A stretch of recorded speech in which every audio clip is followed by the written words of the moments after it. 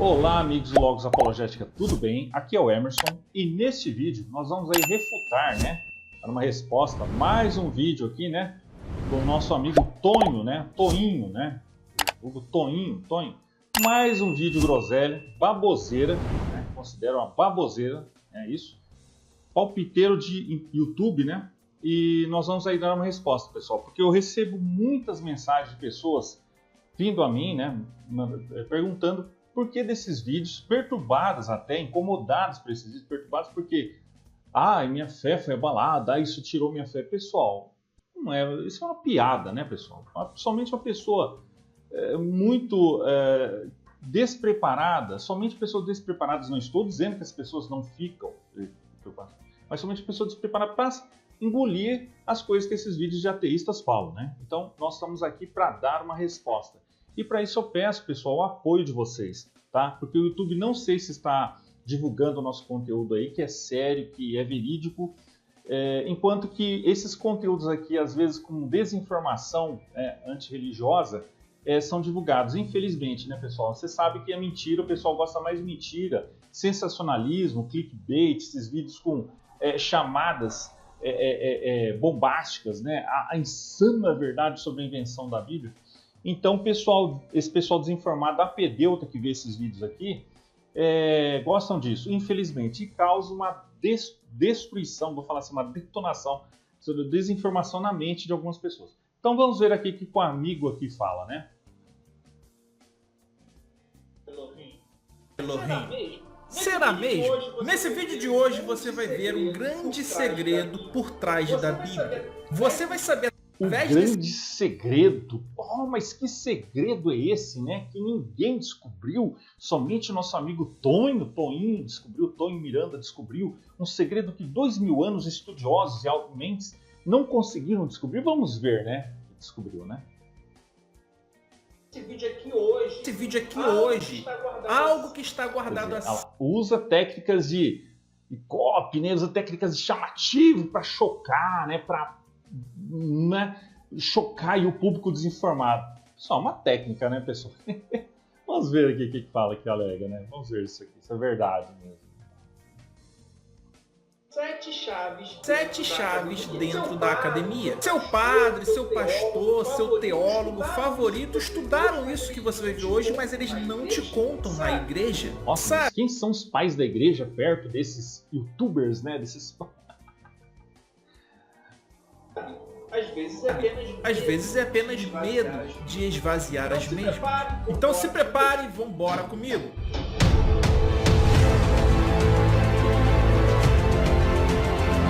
Vamos passar.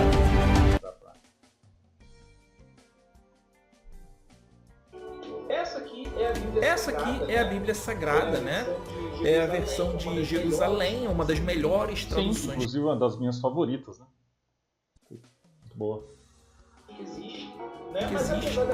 Mas apesar dela ser uma ótima tradução, ter várias notas de rodapé, tudo isso, existe um problema muito grave com essa e outras Bíblias, incluindo a Bíblia que você tem em casa. Sim, essa Bíblia que você tem em casa, ou a Bíblia que você acha online, em sites bíblicos, a qual provavelmente você não ficou sabendo através de um padre ou de um pastor. É óbvio que se você tiver frequentado a academia, se você tiver estudado, você sabe do que eu estou falando.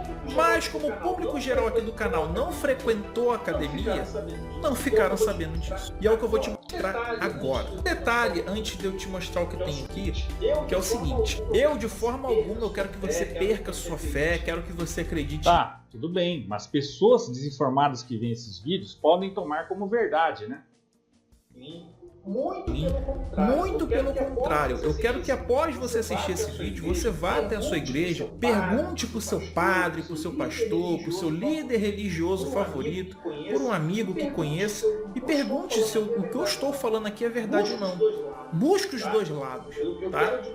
Eu quero de uma forma respeitosa apenas... Boa dica, mas cadê que o pessoal faz isso? Cadê que eles interagem com os estudiosos que eu menciono? Cadê? Nenhum ateísta conseguiu refutar um vídeo meu, só veio com ataques pessoais a mim aqui no canal. Nenhum ateísta conseguiu refutar os artigos que respondem. Não deu valor. Mas ficam vendo essas aqui e batendo palma para isso. É isso que não dá para entender. Eles não interagem com estudiosos acadêmicos que respondem a tudo isso, né? Te mostrar algo a qual as pessoas não mostram, tá? Somente isso. Não me tenha como inimigo, não tenha rancor de mim, nada disso. Vamos abrir nossas mentes, vamos nos expandir, né? Seja para a crença ou para a descrença, mas vamos adquirir conhecimento. Então agora, dado esse disclaimer, eu quero te mostrar o seguinte. Isso aqui é um papiro bíblico. Esse pergaminho fragmentado, do jeito que vocês estão vendo, em papirologia ele é classificado como papiro P1. Ele é datado por volta ali de meados do terceiro século. Tá? Ele vai trazer aqui alguns versículos de Mateus, tá? Do primeiro capítulo de Mateus. Esse papiro aqui foi feito no Egito. Guarde essa informação, por gentileza.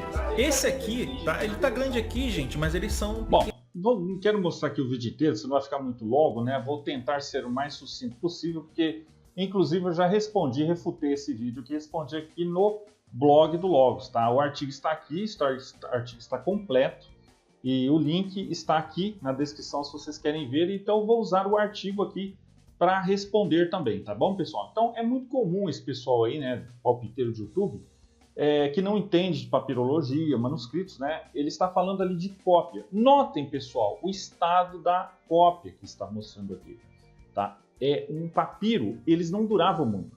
Agora vocês imaginam, se o que ele está mostrando, ele salienta aqui do terceiro século, tudo, como se eles fossem, os evangelhos, fossem do terceiro século, segundo terceiro século. Não, pessoal, isso aqui é uma cópia de algo que já há séculos já estava em circulação. Vocês estão entendendo?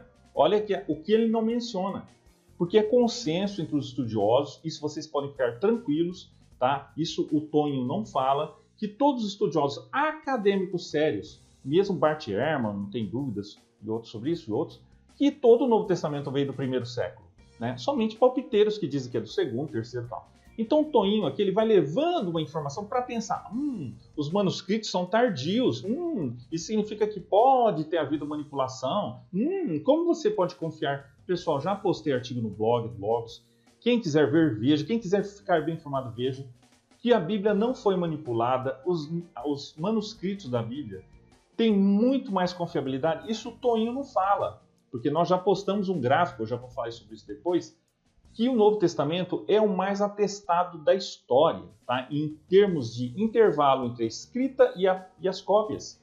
Porque o Toninho, ele aqui não põe dúvidas, ele não usa esse critério que ele fala para outras obras da antiguidade. Porque se fizer isso, ele seria reprovado em qualquer concurso. Tá? Vai lá duvidar da historicidade de Alexandre o Grande. Ele não duvida que Alexandre o Grande existiu, ele não duvida das obras que Júlio César escreveu, Homero e etc. Mas essas obras deles tem menos atestação manuscrita do que o Novo Testamento. Então, por que você não dá esse benefício da dúvida para a Bíblia, para o Novo Testamento? Por puro preconceito ateísta Zé Ruela. Esse é o fato verdadeiro. Então, nosso amigo aqui fala groselha. Tá? Então, ele vai falar aqui de papiros. Tá? Vocês vão ver, é verdade esse papiro aqui. Só que, por que eles são do Egito? Nós vamos ver aqui. Não são muito grandes. Por gentileza, se atentem a esse detalhe. Esse aqui em papirologia vai corresponder ao papiro de numeração 9, ao P9. Ele também vai datar de meados do terceiro século e ele vem também do Egito. Esse ele vai conter alguns versículos de João, de 1 João. Esse outro é o papiro de numeração 28 em papirologia. Ele corresponde também a João, tá? E ele vai datar de meados do terceiro século. Também vem do Egito. Esse outro também traz, né, alguns versículos de João. Só que ele é muito pequeno, tá? Aqui na foto parece que ele é gigante, mas não, ele é pequenininho, traz pouca coisa. Esse aqui é o P52 em papirologia, tá? Ele vai trazer o Evangelho de João, capítulo 18, né? Alguns versículos do capítulo 18, ele é pequenininho, tá? A imagem aqui parece que ele é grandão, mas tamanho aqui no caso não é documento. Então preste atenção, ele é do meado do segundo século e até o momento é o papiro mais antigo que se tem notícia. Ok. Presteza, gentileza, por todo carinho, preste atenção no detalhe. Ele também vem do Egito. Esse aqui já é o PCC. Tá. Vai falar aqui sobre papiros, isso não é novidade para ninguém, tá? Isso que está mencionando aqui, o estudioso, nós sabemos disso, né? Então, o que é importante entender aqui, tá? O que é importante entender aqui? Ele vai falar, tá? Então, nós temos a refutação aqui.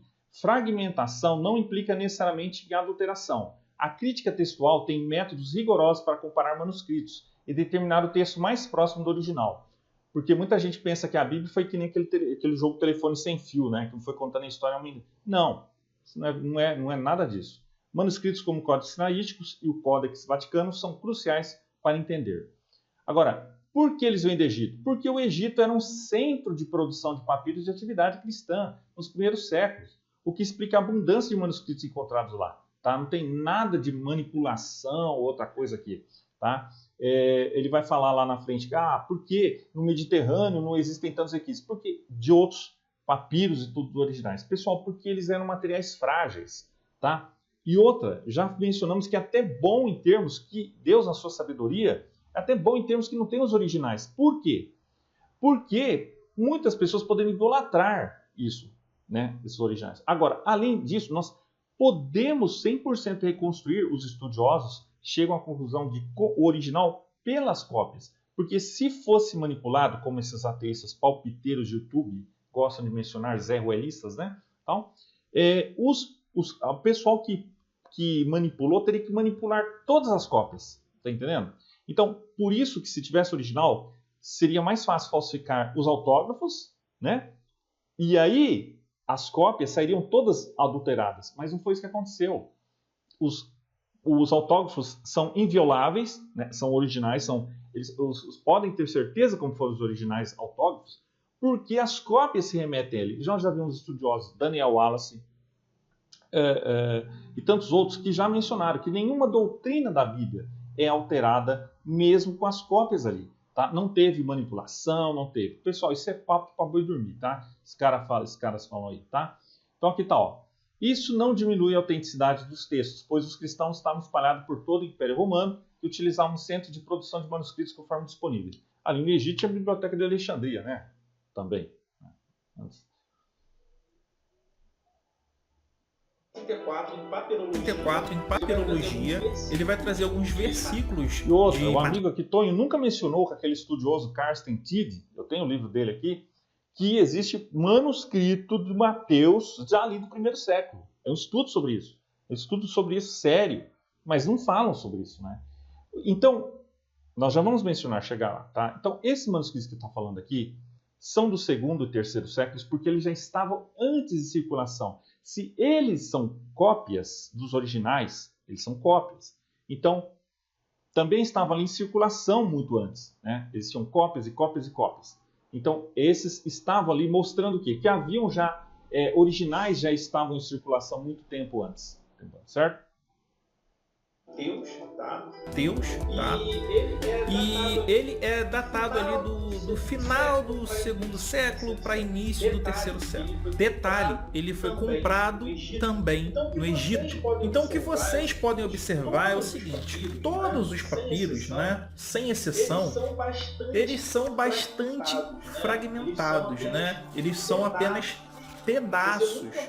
Você nunca vai ter um papiro completo. Isso é um fato. Não existe nenhum papiro, nenhum desses aqui, senhoras e senhores, nenhum deles está completo. Outro fato muito importante que vocês puderam notar é que a maioria dos papiros vem do Egito. Mas aí tudo bem, vamos parar para pensar, porque você deve estar se perguntando, mas qual o problema disso? Não é mesmo? Na verdade, não é qual o problema. Quais os problemas? Agora eu preciso que você esteja de mente aberta para entender as problemáticas de tudo isso que eu estou mostrando aqui para vocês. Como que nós temos apenas um fragmento do Evangelho de João e aqui nós temos o texto inteiro? Como isso é possível? A Bíblia, ela só vai surgir completa pela primeira vez no quarto século, com os códices. Olha a conclusão absurda e genial que o amigo fala aqui, né? É de cair... Olha, é vergonhoso isso aqui, né? Somente pessoas simplórias e simplistas para acreditarem, para ficarem nessa informação em parte, né? Parcial. O que acontece? Então, ele vai mencionar como que desses papiros aqui, desses trechos aqui, nós podemos ter toda a Bíblia ali, o Novo Testamento, né? Que está se referindo aqui especificamente ao Novo. Como nós podemos ter ele completo? Porque, obviamente, que os códices sinaíticos e vaticanos são ali do 2º e 3º século. Então, a conclusão genial dele é o seguinte, como que desses pedacinhos fragmentados nós podemos ter os trechos inteiros? Né? O que o amigo não menciona ali é que os pais da igreja anteriormente, já um século antes, já tinham mencionado muitos trechos ali do Novo Testamento em grande parte, porque os estudiosos sabem que já dá para reconstruir todo o Novo Testamento só pela citação dos pais da igreja.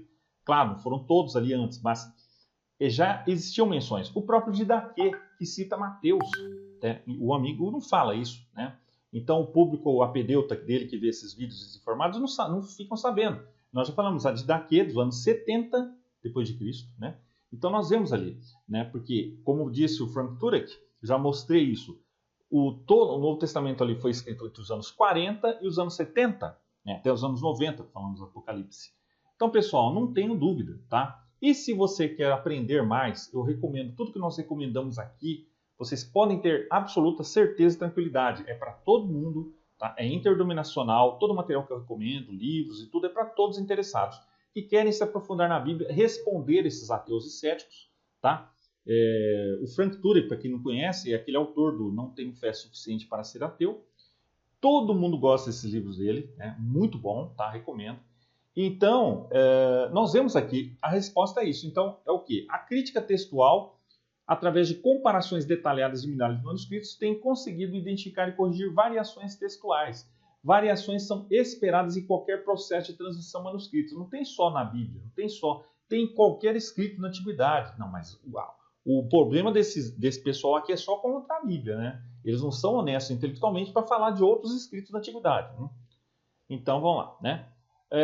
Então, o que acontece? A datação dos manuscritos mais antigos, ao início do 2º século, não invalida a autoria apostólica, pois os textos podem ter sido escritos décadas antes e copiados posteriormente, que é o que eu falei aqui. Tá? A tradição oral também desempenhou um papel significativo na transmissão inicial dos textos de Jesus.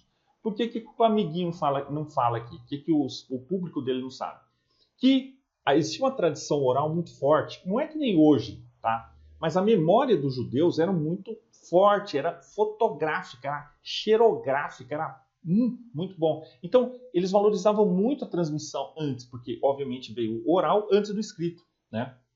O escrito veio depois, para que as igrejas pudessem saber das histórias que aconteceram sobre Jesus e os apóstolos. Então, é por isso que foi escrito. Jesus realmente mandou escrever, mas foi necessário para a expansão da igreja, documentar, né? Certo? Então, podemos ter certeza, não houve manipulação, lendas, não teve tempo de desenvolver lendas, tá?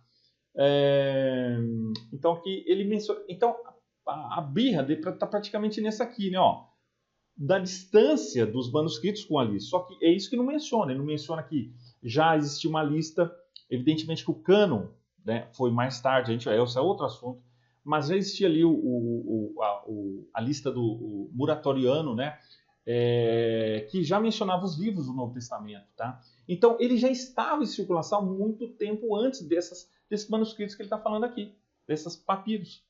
Tá? Não foi nada novo aqui. Não é no 2º, 3º século. Então, ele não consegue mencionar aqui o que era antes, o que aconteceu antes, o que veio antes. Né? Que são os manuscritos em forma de livro. Esse que eu vou mostrar para vocês é o Códice Sinaítico. Ele é mais ou menos assim, tá? Ele data do 4º século e ele traz o Evangelho já completo. Quando eu digo completo, eu não estou dizendo da maneira como você tem a sua Bíblia hoje, tá? Ela traz bastante contradição com outros códices, com papiros, com Bíblia. Tá, agora quem vê isso aqui pensa que, nossa, contradições, é um batendo o outro, Jesus nascendo de um lugar, em uma cidade, Jesus nascendo em outra, contradições de nome. Não, pessoal, isso é inverídico. é totalmente parcial que está falando aqui. Isso aqui são meias verdades. Não existem contradições. Né? Essas contradições não existem. Existem diferenças leves entre os manuscritos, mas isso não significa contradição. Contradição é uma coisa. Então, e não dá fonte, porque o que leva a pessoa aqui, o desinformado, poder assistir isso aqui e pensar? Ah, então, lá pelo quarto século, terceiro, quarto século, com Códex Vaticanos e Sinaíticos, surgiram os evangelhos. E daí eles inventaram daí. Já mencionei que isso é inverdade, pessoal. Já desde o primeiro século, já existiam citações de Mateus, tem Pápias, Justino Marte, Clemente de Roma, nós vamos ver sobre isso. De hoje em dia, completo que eu digo é que tem os textos ali inteiros, mas muito distante do ponto de não ter qualquer tipo de adulteração. E cadê essas adulterações? Não prova nada. Esse aqui é outro códice, é o Códice Vaticano, porque está no Vaticano, também data do quarto século. Então, como que a gente sai disso para isso?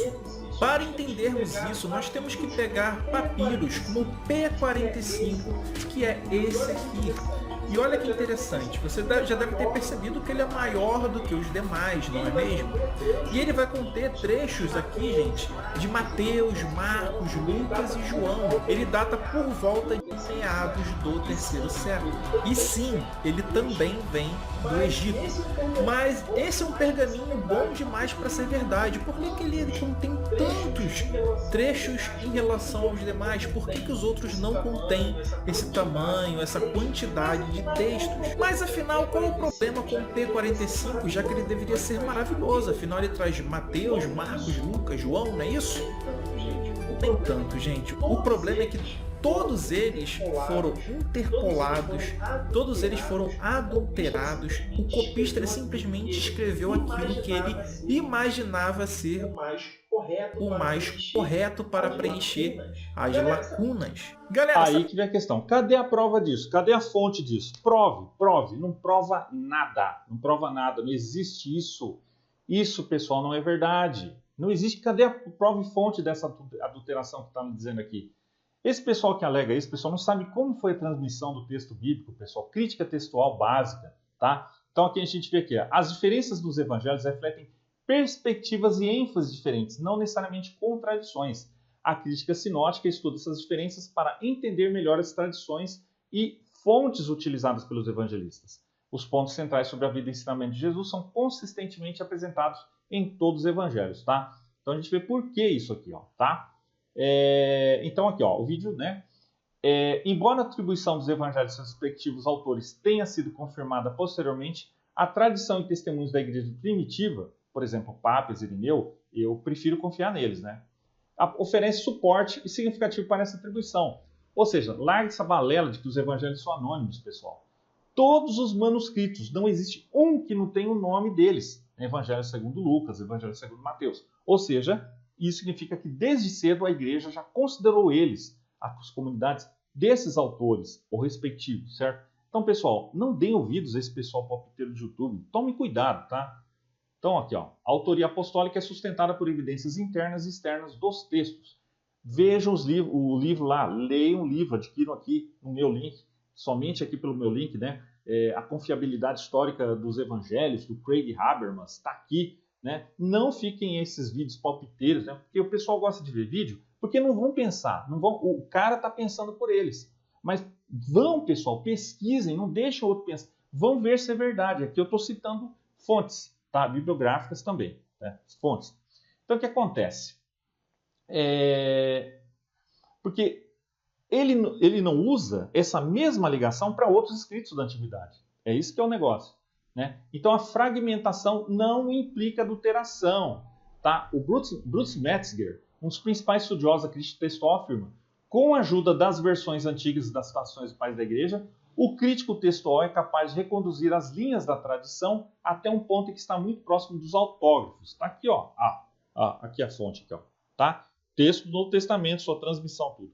Mas cadê que esse pessoal lê? Né? Não, eles vão ver vídeos simplórios do YouTube, né? Então, eu acho, pessoal, muito dose isso aí, né? Então, o Larry Hurtado, especialista em cristianismo primitivo, explica: a cidade de Oxirrinco, no Egito, é uma das principais fontes de manuscritos bíblicos antigos. devido ao seu clima seco e às práticas de sepultamento que preservaram os papiros. Então é por isso, pessoal, que eles tiveram mais abundância no Egito, por causa dessa facilidade da preservação também, das bibliotecas e tudo mais. Mas o óbvio é que esses textos já estavam em circulação muitos séculos antes, tá bom, pessoal? O que é o pior disso tudo? É que ele apagou inúmeras frases e omitiu muitas palavras. Copiando Fonte. Nenhuma. Cadê a evidência? Nenhuma. Aquilo que ele entendia ser o melhor para o contexto. Ai, Antônio, mas como é que você sabe que ele apagou, ele omitiu, ele deturpou os textos dessa forma? Quando os estudiosos em papirologia eles vão fazer a comparação dos textos, eles vão pegar os outros papiros, né, os outros pergaminhos e fazer uma atestação da validade. Então, por exemplo, se nós temos uma coleção, digamos, de 5, 6 papiros, e 5 está falando uma coisa e 1 está dizendo outra, qual que você acha que tem a maior probabilidade de ser o correto? Exatamente, todos os demais, não é isso? Então, a resposta para a pergunta de como você sai disso aqui para isso aqui é porque você tem que passar por isso aqui, né? É isso que é feito. É assim que a sua Bíblia sai desse estado fragmentado, a qual você não consegue nem ter um texto completo, nenhum dos pergaminhos, nem esse, tá? Nem esse aqui é completo, só traz vários trechos, mas nem ele é completo. Só assim você vai chegar nisso, com muita interpolação, muita adição, muita invencionice. Novamente, quem alega isso, pessoal, não entende o mínimo de transmissão de crítica textual. Nós já falamos sobre isso. Vejam Daniel Wallace, já postamos no Logos toda a explicação para isso. Porque quem vê esses vídeos vai pensar, nossa, teve muita interpolação, teve muita manipulação, teve muita atura... Nada disso, pessoal. Porque não usa essa mesma medida para outros escritos da antiguidade. Não usa, tá? Interessante, não usa lá, né? Já falamos sobre isso, certo? Então, aqui o que acontece? O Daniel Wallace, especialista do Novo Testamento, afirma, embora existam variações textuais entre os manuscritos, nenhuma doutrina fundamental do cristianismo é afetada por essas variações, né? Já falamos sobre isso, né? Que o texto está altamente preservado, pessoal. Então são estudiosos falando aqui, são especialistas, são acadêmicos falando, tá? Não é pessoa que palpitou lá, tal. Porque, nossa, ninguém soube disso antes do amigo aqui me falar, né? Isso, que isso, né, pessoal? Então aqui, ó, a datação dos manuscritos mais antigos, ao início do segundo século, não invalida a tradição, já falamos sobre isso. Porque o F.F. Bruce, né, ele diz o seguinte, escreve o seguinte, o intervalo entre as datas originais de composição e os manuscritos mais antigos ainda existentes é tão curto que torna a autenticidade dos escritos do Novo Testamento praticamente inquestionável, tá? Então tá aqui, ó, pessoal, vocês podem ver, ó, Richard Balkan, especialista em estudo do Novo Testamento, os evangelhos foram escritos com diferentes audiências e propósitos em mente, mas isso não diminui sua confiabilidade histórica, né? Então, nossa, era para realmente estar acabado, né? A Bíblia ser aí totalmente ridicularizada, segundo esse pessoal fala, por isso. Mas não, né, pessoal? Por favor, né? Não utiliza esse critério para outras obras, mas para a Bíblia utiliza um inventado, um critério inventado ali, né? Já falamos que existem 5.000 manuscritos do Novo Testamento, dá para estudar, variar sobre isso, que tornam de saber como foi original exatamente, com total confiança e sem sombra de dúvidas, tá?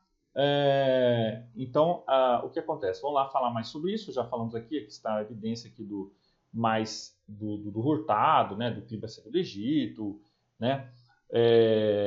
São em grande parte condições favoráveis, né, e tudo mais, né? Aqui, no início do cristianismo, manuscritos eram copiados e distribuídos amplamente entre as comunidades cristãs. É possível que os manuscritos das igrejas do Mediterrâneo tenham sido usados até se desgastarem ou destruídos devido a perseguições. Ou seja, perseguições também podem ter afetado, mas temos a certeza absoluta dos autógrafos como foram por tudo isso, tá? Reuniu-se, né? A destruição de manuscritos devido ao uso interno, perseguições e condições ambientais adversas, explica a escassez de manuscritos em certas regiões em comparação com outras. Tá? Então tá aqui. Então, vamos chegar aqui e ver mais o que fala aqui. Né? muita fabricação de texto. Mas isso é muito grave? Sim, meus amigos, isso é muito grave. Porque de um século para o outro é acrescentado, por exemplo, diálogos inteiros de Jesus com os apóstolos após a sua ressurreição. Ora, já falamos, o próprio C.S. Lewis, né, que estudou lendas e mitos, né, disse que não teve tempo para se desenvolver lendas e manipulação no Novo Testamento. Em quem vocês vão confiar? Né? Ressurreição, por exemplo, é acrescentado de um século para o outro a passagem de quem nunca pecou, que atire a primeira pedra. Isso aí é muito citado, já respondemos aqui sobre o livro de Bart Ehrman, né, que Jesus não disse, tudo isso que ele está alegando aqui é desse livro dele. Tá? Já respondemos sobre isso. Isso não tira confiabilidade alguma, isso não é prova de que foi acrescentado, manipulado. Tá? O que acontece é que esses evangelhos gnósticos, de Evangelho de Tomé, não estão na Bíblia porque são do segundo século em diante. Os livros que nós temos ali no Novo Testamento, os 27, são os canônicos, por quê? Porque a igreja viu, toda a comunidade cristã, não palpiteiros, né? A comunidade cristã soube que eles eram de autoria apostólica. Né? Eles eram confiáveis e circulavam nas igrejas com confiança e por isso tinham essa reputação e por isso estão ali, certo? É por isso, são confiáveis. Então, quando o seu líder religioso chega para você e fala, olha, Mateus, o Evangelho de Mateus foi escrito por Mateus, o Evangelho de Lucas foi escrito por Lucas, ele está simplesmente mentindo. Se ele não está mentindo. Por quê? Porque se essa afirmação, nós já vimos que não há, nos evangelhos não são necessariamente anônimos, já refutamos essa questão aí. Porque não existe um manuscrito grego, quer que você me prove isso, não existe uma cópia, um manuscrito grego que não traga os nomes deles, certo? Ou seja, a igreja sempre considerou eles como autoritários. Estão ali, no caso, né? Evangelho segundo Mateus, Evangelho de Marcos e tudo mais, certo? E nós vimos que o primeiro evangelho foi Marcos, né? E por aí vai. Lucas e Mateus se basearam, mas todos são do primeiro século. Ele não sabe, então me desculpe, que você está tendo lições bíblicas. Atenção ao seguinte detalhe, nós temos aqui na Bíblia, por exemplo, aqui ó, Romanos, né? Nós vamos ter um pouco mais à frente, ó, Coríntios, mais um pouquinho. Que inclusive Coríntios, 1 Coríntios 15, né? Vocês podem ver lá, isso é um desafio para os ateístas e céticos, né?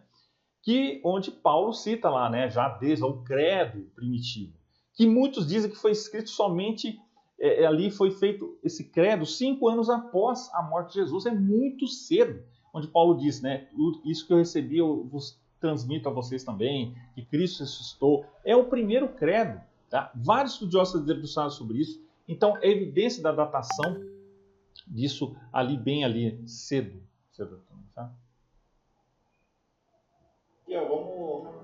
Vamos mudar aqui, ó, Timóteo, enfim, vamos ter Gálatas, Efésios, Eclesiastes, por aí em diante, vamos ter um monte de textos, de epístolas bíblicas, de cartas bíblicas, tudo isso aí. Depois de pensar sobre isso, eu quero que você reflita comigo um pouco. Se os apóstolos realmente existiram, e eles perambularam por essas cidades aí do Mediterrâneo, né, tudo isso, fica uma questão muito importante, muito intrigante que eu quero que vocês reflitam comigo. Onde estão os manuscritos, né? Onde estão os pergaminhos, os papiros dessas cidades, dessas regiões, né? Já respondemos sobre isso, né? Já falamos que por causa daqui, ó, né? Com a ajuda das versões antigas, então o que acontece? Estavam ali, por causa do uso, desgaste, elas não, já foram muito usadas, mas existiam cópias do Egito por causa da preservação, certo, pessoal? Então não há dúvidas, historiadores nenhum duvidam da existência histórica ali, né? Dos escritores de Lucas. Lucas é considerado um historiador, né? Por muitos estudiosos aí, acadêmicos também, tá? Que se debruçam sobre isso, não é palpite de YouTube, tá? Anos e anos de estudo. Então vocês vejam que ali pessoas que descrevem realmente a precisão histórica deles. Né? Eu já acabei de publicar um artigo exclusivo no Logos, vou falar sobre isso depois, vocês vão gostar muito, é bombástica a informação, tá? Então, se vocês quiserem saber mais, pessoal, vão aqui no no curso Conheça a Sua Bíblia de Capa a Capa. O link oficial está aqui na descrição, tá bom, pessoal? Todos eles são do Egito, ou se não todos, a maioria, né? A maioria esmagadora do Egito. E cadê esses pergaminhos dessas outras cidades? Paulo mandou um monte de carta, né? Um monte de epístola aí a rodo, para um monte de lugar diferente. Mas por que a maioria dos papiros surge do Egito? Cadê as escrituras dessas outras regiões? Será que nas outras cidades ninguém conseguiria registrar? Coisa que a história mostra que não, tinha um grande... Bom, é absurdo isso aqui, né? Porque além da evidente abundância de informações ali, né? Só no livro de Atos, que foi escrito no século I também, as evidências, já falamos sobre o autor Colin Hammer, tá? Que já mencionou que a precisão histórica do livro de Atos ali, toda a forma como ele descreve, só poderia ter sido por um autor que estivesse ali na região, no século I, na localização exata. Então não tem esse papo. Se foram no Egito, não tem a ver com essa manipulação. Eles foram no Egito porque foram preservados ali no Egito. O clima favorecia isso, né? Mas evidentemente que todo o contexto vieram ali do Mediterrâneo todo. Então estão ali também, né? Então pode ser que esses manuscritos foram desgastados, né? Foram se perdidos, mas nós podemos ter certeza de como eles são pela crítica textual, que podemos ter certeza absoluta. Interessante que ele não fala dos outros autores que respondem a tudo isso, né? Já falamos do próprio Daniel Wallace, certo? Então...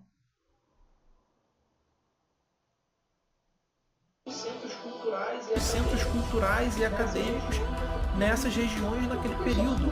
Por que só surgem a partir do segundo século as escrituras bíblicas e no Egito? Pelo que a gente sabe, Paulo, por exemplo, não peregrinou no Egito, né?